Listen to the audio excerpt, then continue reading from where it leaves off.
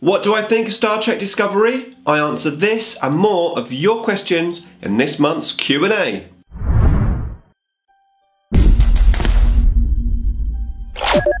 Nick speaking, and welcome to this video. Right, time for another Q&A, and I've got some great questions to answer. Can't wait to get answering those.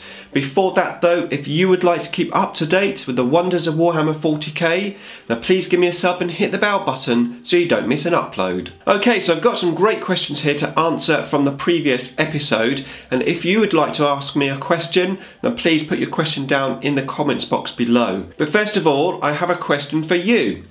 So if you'd like to answer this question either in the comments box below, or if you do your own Q&A series, maybe you could add it into that. And my question is, as a YouTube watcher, what would you say is your ideal length of video? That's my question. I'm interested to find out your answer. Right, let's have a look and see what you've asked me. Okay, so the first question is from Retep1001, and he says, what do you think if the Canoptek Spider was a character model, or if it had an effect letting it not be targeted near a vehicle? Is that too broken or too unbalanced?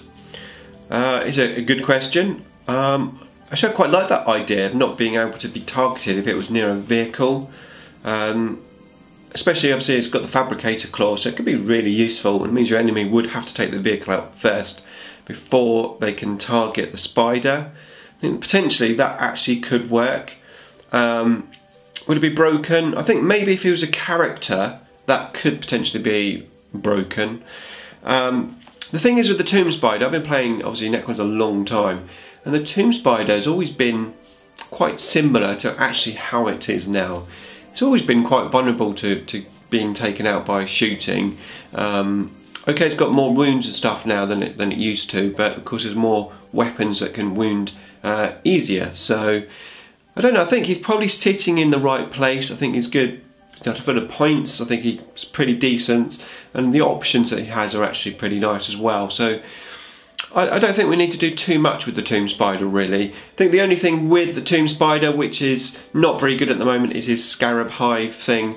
That's absolutely useless, really, at the moment. So I think I'd like to see something a bit different there. But putting that aside, I think on the whole, I think it's probably actually about right. Okay, so let's have a look at the next question, and that is from TG Anthony, and he says, if there is a Warhammer 40k movie coming, which factions or storyline do you like to see in the movie? I would prefer the Fall of Damnos, but that's just me. Okay, I don't know what the Fall of Damnos is, to be honest with you. But I certainly know what factions I would love to see in a movie. I'd love to see Necrons versus Eldar. And the reason why I'd like to see that is because I think visually it would look awesome. I mean, I think Eldar visually would be absolutely stunning, and the way they fight, things like Howling Banshees, for example, I think they'd look absolutely fantastic fighting on the battlefield. And I think Necrons would look really cool on the battlefield, all of their sort of gauze weapon shooting and stuff. So I think, yeah, Necrons versus Eldar would be the two factions I'd love to see fight on the big screen. Okay, thank you for the question. Let's have a look at the next one. The next one is from Graeme Collin, and he says, Jaffa Cakes are cakes. Leave them out overnight. If it goes hard, it's a cake. If it goes soft, it's a biscuit. Using your naming argument, however, how would you define Pontefract Cakes? Laugh out loud. Okay, I couldn't pronounce it. Didn't even know what it was, so I had to Google it. And from Googling it, it's a sweet. It's a small little sweet. So that's my answer, Graeme, a sweet. And I agree, Jaffa Cakes are cakes. Okay. Yes, but like so, yes, I see where you're coming from, because Pontefract Cakes, but they're sweets. My theory doesn't work. Thank you, Graeme. Okay, next question is from jbpad, and he says, what do you think about doubling Necron maximum troop sizes? So 5 to 20 for immortals and 10 to 40 for warriors. That's an interesting thought. What do I think of that? So I think possibly they'd have to be a lot cheaper, because 40 warriors, I mean, if you especially going to try and keep within the FOCs, or detachments as they're now called. So yeah, you'd have to have like 80 warriors just to fill out 2 troops choices if you wanted to go big blobs. So it'd probably have to be cheaper, probably less stats. I don't really know what I think of this, to be honest with you. I think up to 20 warriors is fine. Who needs more than 20 warriors? I think it would be almost a waste of points to have bigger units. I mean, I hardly take 20 warriors as it is, unless I'm playing a specific list, my super flanks type list, which is based around a big blob of warriors. Otherwise, I generally don't take such big blobs. So I would say no, not needed. That would be my answer. I think up to 20 would be fine. Thank you for the question though. Okay, so the next question is from Victor Kess, and he says, after the last changes on YouTube, the change in the monetization setup of some of your videos and the shutdown of Fritz channel, how do you feel about YouTube? That's a good question, Victor, thank you for that. Okay, so first of all, let's just go to the monetization thing. It's been a very long time since I had one of my videos flagged with the demonetization thing, and I've researched this quite a bit, and the reason I believe that it is because I've always done manual reviews on all of my videos that have been demonetized. They've all been approved, and apparently the bot learns your content and your videos and stops flagging them inappropriately. So I haven't had that issue for quite some time.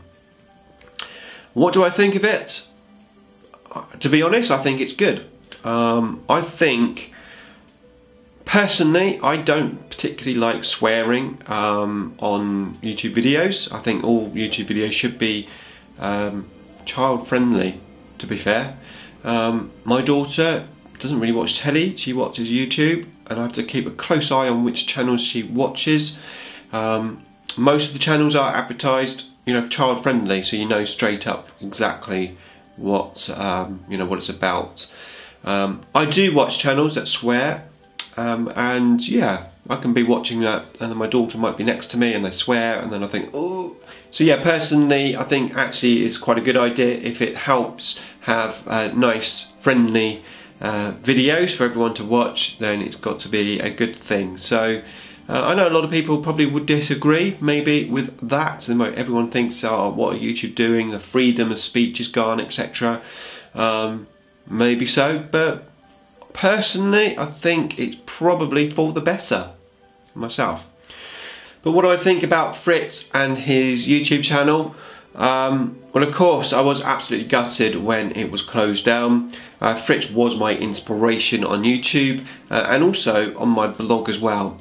He's also the one that instigated me replying to everyone as well. Now, that may seem odd because I know Fritz didn't actually reply to comments, but I remember sending him an email in the early days, which he responded, gave me some great information, some great help, and really inspired me. And it was the fact that that inspired me that then made me think, well, I'd like to inspire others. So I always try to reply to emails and comments, etc. because of that. However, what do I think of YouTube closing his channel? Well, the truth is, unless it was a genuine mistake from YouTube or Google, let's face it, there's no smoke without fire. So I'm assuming he must have done something to actually breach the terms of conditions. Now, obviously it's not visible from our point of view maybe what that could have been, but there must have been something, because these things don't happen for no reason unless it was a genuine mistake. Now, of course, Fritz is back doing his podcast, which is really, really great to see. I definitely recommend you check it out if you haven't done so already. Right, okay, thank you for the question. Let's have a look at the next one. Okay, so the next question is from Drunken Deer, and he says, why do you think the Necrons care more about dominating and becoming the lion in the galaxy, Babylon 5 quote, back to their former glories, when the old ones simply don't care to meddle about the affairs of lesser beings? bonus question. Do you suspect a new 40k race like Tau will come out, or do you think it's another sub-faction or human Xenos? Okay, I'll answer the bonus question first. Do you suspect a new 40k race will come out? I don't think that it will, to be fair. I think that Games Workshop have got their hands full at the moment with Primaris and Death Guard, and potentially new models coming out for each of the new codexes coming out. I think they've got their hands full. I honestly cannot see a new faction coming out at the moment. To answer your question about the Necrons, I haven't got a clue. Why do you think the Necrons care more about dominating and becoming the lion of the galaxy? Do Necrons care? Do Necrons care about it? No, I don't think so. I think, well, Necrons are Necrons, aren't they? They're the best. I just don't know how to answer that question. So I'm just going to say Necrons! Brilliant. Oh my god, that one laughed so hard. Okay, bye. And leave it at that. Okay, next question is from Joshua Swan, and he says, if you could speak any language, what would it be? And have you played against Guard in 8th edition yet? So I haven't played against Guard yet. In actual fact, I've only played against Blood Angels in 8th edition. So that's where I'm up at the moment. I'm hoping to play Scrag Guard at some point, and probably he'll bring his Imperial Guard. So hopefully I'll be doing that soon. What language would I like to speak? I can hardly speak English at the moment. You know my pronunciation's like. A second language, I'm honestly not really good with languages. You know, when you're at school, and at school we did, well, I was doing French, and then you get an option to drop it, to choose other stuff. That was the first thing I dropped. I'm useless at it. If I had to choose another language, what would it be? Probably, maybe Spanish. Because I think Spanish is not just used in Spain, it's used in a few other countries, possibly. And my daughter's learning Spanish. I think that's what they do at school now, is Spanish. It used to be French and German. I think it's Spanish now, certainly in my daughter's school. So, yeah, I'm going to say Spanish. Okay, thank you, Josh, for the question. Next question is from Errant Painting. Errant, I really hope that you are feeling a lot better in the hospital and everything. So I'm not sure if you might be out by the time this video goes up, but all the best to you, mate. I hope you're feeling better. Right, and Errant Painting says, will you do a tutorial on your new editing software once you get used to it? How can I get that lovely IDICBeer poster with the Necrons? And finally, how did you acquire your sponsor? What's the story and how do they sponsor you? Good questions, thank you, Errant. Okay, the first one, would I be doing tutorials and editing? I very much doubt it, because my channel's not really about that. So I don't think I'll be doing that. There's plenty of tutorials out there, sort of. In actual fact, to be honest with you, there aren't, to be fair, because I've been searching for Premiere 13, which is the software that I use, tutorials, and I can only ever get Premiere Pro tutorials, nothing about Premiere 13. It's an older program, of course. I think they're on Premiere 15 now. So I suppose there is a little market there to do it, but I won't be doing it, no. So that's the first question. The second one is, how do you get hold of an IDICBeer poster with Necrons? Oh shit, do you mean this one? Is that the one you mean? If it is that one, I can send it to you if you want. Just give me your email and I can post it to you. No, not post the email. I'll email it to you. Yeah, absolutely. And finally, how did you acquire your sponsor? What's the story and how did they sponsor you? So it all started when Martin McNeil opened his own YouTube channel. He was just one of us back then, just a hobbyist. He opened his channel, and I found his channel. I think I was his second subscriber, and of course I was watching his videos and commenting. He was commenting on mine. We sort of got to know each other, and then when I did the Help for Heroes project, if you're not aware what that is, basically it was just a group of YouTubers getting together to do an army, and then we raffled it off. Martin sort of helped out with that. He donated quite a few models in actual fact. And then at some point during his YouTube career as such, I think, if I remember rightly, I think he may have lost his job or something. Anyway, he got this idea to open a Wargames store, and then he did his Kickstarter and stuff, and I sort of supported him and helped him out as much as I could with the Kickstarter. I was sharing it, I had it on my blog and stuff, and we just became friends really, ultimately. And then Martin started doing these sponsorship things, and he asked me if I would like to be sponsored, and I didn't say straight away yes. I thought about it long and hard because I didn't want it to affect my channel in any way at all, but Martin made it quite clear that really all I'd have to do is occasionally mention Wargames, www.wargamesuk.co.uk, on my videos, and also have the little intro. And he said I could have the intro at the end, but actually I put it at the beginning because I think it worked better. So yeah, I thought long and hard about it, but in reality, what I was doing already in my videos, supporting Martin and giving shout outs and talking about war games, wasn't actually that much different to what he was requesting, apart from the little intro at the beginning. So yeah, I didn't think it would affect my channel in any shape or form.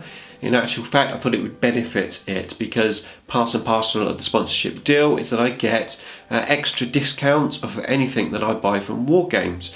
So I get stuff at a really good price, helps my hobby. Not that I order a great deal, to be fair, Martin will tell you that. Unless there's a new codex or stuff that comes out, I don't really order a great deal because I have most of what I want already, or I win it in giveaways. But what it really does help me with is when I'm giving back to you guys. So when I hit those landmarks and I do a giveaway on the channel, it means that I can get a better price on what I buy to give away. So it helps me out in that way. So yeah, that's my sponsorship deal. Right, let's have a look at the next question. Next question is from Mini Warzone. Pete, check Pete's channel out if you haven't already. If you like Q&As, he is the Q&A king. I think he's got nearly 200 Q&A videos, and he does it weekly, every Monday. So check him out, especially if you like these type of videos. Right, Pete says, you mentioned that you started 40k back in 3rd edition. My question is, what edition, since you started, have you had the most fun with to date? And most importantly, why? Pete, great question, thank you. This is a tough one actually, but I do have, I've got a couple of answers. So I'm going to say 4th edition, and there's a few reasons for that. I think 4th edition was the first edition that I actually learnt myself. When I was playing 3rd edition, it was always my buddies showing me the stuff, you know, this is what the vulnerable save is, this is what this is, that is, you know. When 4th edition came out, I had to read the rulebook for myself and learn the game for myself. So I think that's where I got into the game a lot more because of that, and also because of the additional missions and stuff that are in there. But more importantly, it's because it was back in the days before I knew competitive play, before I knew YouTube, and my buddy and I used to play. We used to try and outwit each other every week. You know, he'll take his Death Company, and then I'll try and take something to counter his Death Company, and then the next week after he'll take something to counter what I took. And we had a lot of fun from doing it that way. And the Blood Angels were, let's face it, a lot better back then in 4th edition. I mean, I used to use Death Company behind rhinos and stuff and just bring them up, and they were nasty, especially against the Necrons at the time. And then he had his Honor Guard, I think it was, with jump packs. It was like fast, nasty, it's initiative 5, furious charge. My Necrons really struggled in close combat, so it was a case of can I shoot him before he got there. We had a lot of really good close games back then, and we used to always play the different missions as well, and it was a lot of fun. So I think that's one of my favourite editions. However, in 5th edition, when that came out, I've got a lot of fond memories with 5th edition, because it was the time when I really started to get into the tactical side of the game, thanks to Fritz mainly. You know, turn 5 I win, and the reason why I started to get into the tactical side of the game was because I had my Eldar army, and I struggled to win with my Eldar army. It was hard work playing Eldar, and I looked outside of my normal sphere to see how I could actually play this army. And I came across Fritz's channel, and that's a little bombshell from there really, with the YouTube channel and everything. But I had a lot of fun with 5th edition because I felt that's where I became a good player. I felt more confident on the table playing 5th edition. Going forward, of course, now I've experienced the tournaments, etc. People probably aren't going to like this, but I actually really like 7th edition. I know a lot of people probably are not going to be too sure about my answer on that, but yeah, I like 7th edition. I like the sort of anything goes way of things, because I think the good thing is that we had that progression, you know, of 3rd, 4th, 5th, 6th, 7th. We could see everything get bigger and bigger, and take what you want, and this is what I'm going to do, and then 8th edition. I know we're sort of starting again, and 8th edition is almost like 4th edition, but it's got some elements of 7th as well, because I think there are still quite some nasty, cheesy stuff with all the Primarchs and stuff. But GW hopefully are sort of fixing it along the way, so hopefully we won't lose our way too much with 8th. But yeah, that's my answer. So my most favourite edition, I think, will be 4th edition. And the good thing about 8th edition is I think it resembles 4th edition quite well. Yeah, so 8th edition I am liking, but as I said, I've only experienced that against one army, that's the Blood Angels. So yeah, it'd be good to get a bit more experience before I pass full judgment on that one. Anyway, great question, thank you, Pete. Right, next question is from T75044, and he says, how do you feel about using third-party figures and parts in your armies? I feel absolutely fine. I'm doing my Emperor's Children army, and over 50% of that is going to be Spellcrow stuff. The Spellcrow stuff is absolutely amazing, and if GW can't support a product range for Noise Marines, for example, then why not look elsewhere? Except if you want to go to Games Workshop tournaments, or if you want to do armies on parade in Games Workshop, because they won't let you if you have third-party stuff. So as long as you accept that, that's fine. But yeah, I think it's great. I mean, why not? Yeah, especially if, like in Spellcrow's case, they've got stuff which Games Workshop don't have, or they've got stuff which is better than Games Workshop stuff. So I think it's fine. I think it's good though that Games Workshop are now no longer having model stats without actually having a model. What a nightmare period that was, and we had like Tyranid, Tervagon, no Tervagon model, Doom and Ballantine, no Doom and Ballantine model. That was a nightmare. That did get a bit silly. So yeah, I have nothing against it. Okay, next question is from Warforge, and he says, have you seen the Star Trek Discovery? And if you have, what do you think of it? Warforge, I love you. Thank you for this question. Okay, I'm going to have some coffee, and then I'm going to get cracking on this question. Right, Star Trek Discovery.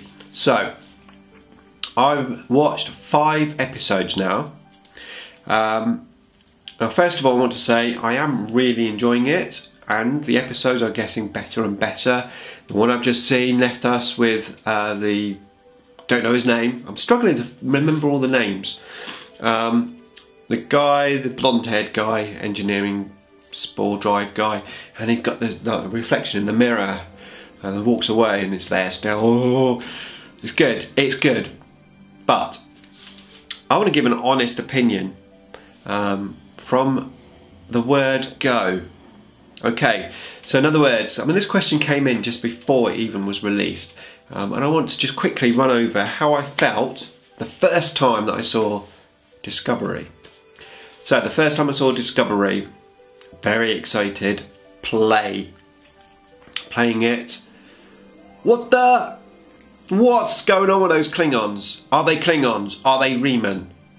What are they? I knew they were Klingons because it's a Klingon story, right? I wanted to see what the hell was going on with these Klingons. They were like really weird Klingons. But they were talking in Klingon language. And there were subtitles. And I wanted to find out what the story was. And I had to read the subtitles. And I wanted to see these Klingons. And I couldn't do both. And it was really frustrating. I hated the start of it. These Klingons, I wanted to see the Klingons. Why are they so different? What's that one look like that for? What's that one look like that for? Oh wait, what are they talking about? I want to see the subtitles. So yeah, that was really frustrating. I actually watched the first bit once, so I could read subtitles, twice so I could pay real full attention to the Klingon. So I didn't think it was a great start, I have to be honest. So that was that, right? And then the intro, the music thingy, Bobby. So first of all, how Netflix is that? The music and everything, but thank God there's no singer on there, because Star Trek and that singer in Enterprise, what the? No. Star Trek intro music is just music. That's what it should be, no singing. So I was happy to see that. I felt like it was very Netflixy. If you watch, say, Daredevil, Luke Cage, etc., that intro is so much like that. I don't honestly think that it suits the series. I think it's a bit weird. I'm not saying it doesn't look good. I love the fact that they've obviously got the Gene Roddenberry, the original Star Trek music in there, and the homage to him, etc. That's a really nice touch. But yeah, for me, it doesn't suit the series very well. But I am very pleased that there's no singing in there. I can't actually remember what the theme tune is, which can't be very good. But yeah, so that's that. So out of the way, okay, fair enough. And then, yeah, just getting into the characters. Michael, great character, obviously one of the main characters, great. Really tall, skinny guy, Selleck, is it? I can't remember his name. I'm really struggling to get the names right at the moment, but I'll get there. But yeah, that's a great character, especially as it develops. I really like him. So we've got some, I think character-wise, we've got some great characters in there. And then Tilly, brilliant character. I think we've got some great characters, which is great, because obviously that's what Star Trek's about. It's about characters. But boy, isn't it modern. It's incredibly modern. Is it Star Trek? Probably not. It's not really Star Trek as we know it. It doesn't have the individual episodes. It's like a whole continuous story. Star Trek's individual episodes generally that great thing about it, the vision of Roddenberry was that you could put any Star Trek episode on and just watch it and it was a whole episode. So this doesn't follow that. It's very action based. It's, personally, I feel there's absolutely no reason why it's set in the time that it's set. Why can this not be set in the future? Actually, I think it would be better set in the future. This spore drive thing, what the going on with that? That is weird. For the time that it's set in, I'm assuming what's going to happen is the spore drive technology thing will just, after the war, is just going to die. I've been watching After Trek, I don't know if any of you guys have seen it. It's actually really good, it's quite interesting, and they explain a few things in there. It's sad that I've got to watch that to understand some things, but yeah, for example, the Klingons, the reason why they're all different is they want to show clearly that there's different houses within the Klingon world. They're not unified yet. How they unified and become the Klingons that we know, I don't know. But of course this is a third identity for Klingons. Yeah, the looks of the Klingons, yeah. Okay, but there's a reason behind it. You know, they clearly want you to see the different factions as such.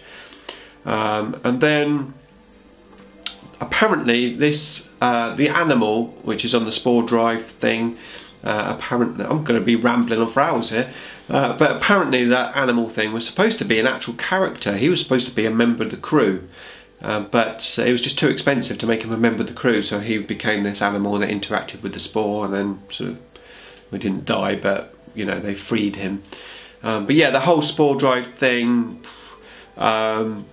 it's a different concept, I suppose, but if it was set in the future, after all the Star Trek that we know, I think it would make sense. Like, oh, we've got this new technology now, this is how we can travel, etc. And then, I mean, the Klingons could be any race. They don't look like Klingons, they could be anything. So they could be another race in the future that we've now at war against.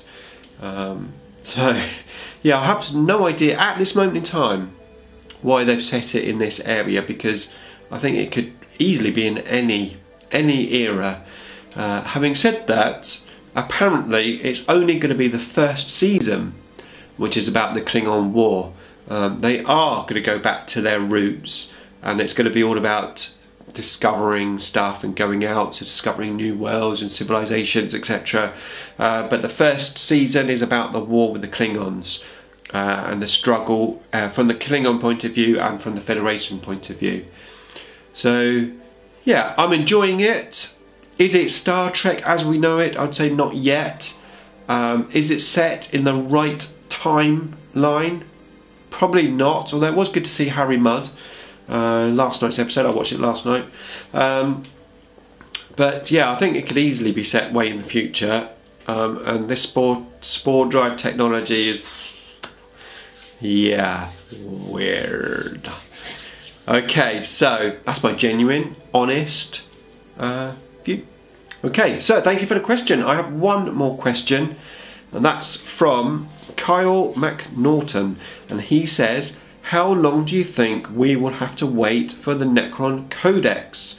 Well, from what I've gathered, it's coming out in January. So yeah, not too much longer, I don't think. I think probably enough time for me to finish up my Necron Tactical videos. As the light goes out, I've been rambling far too long about Star Trek.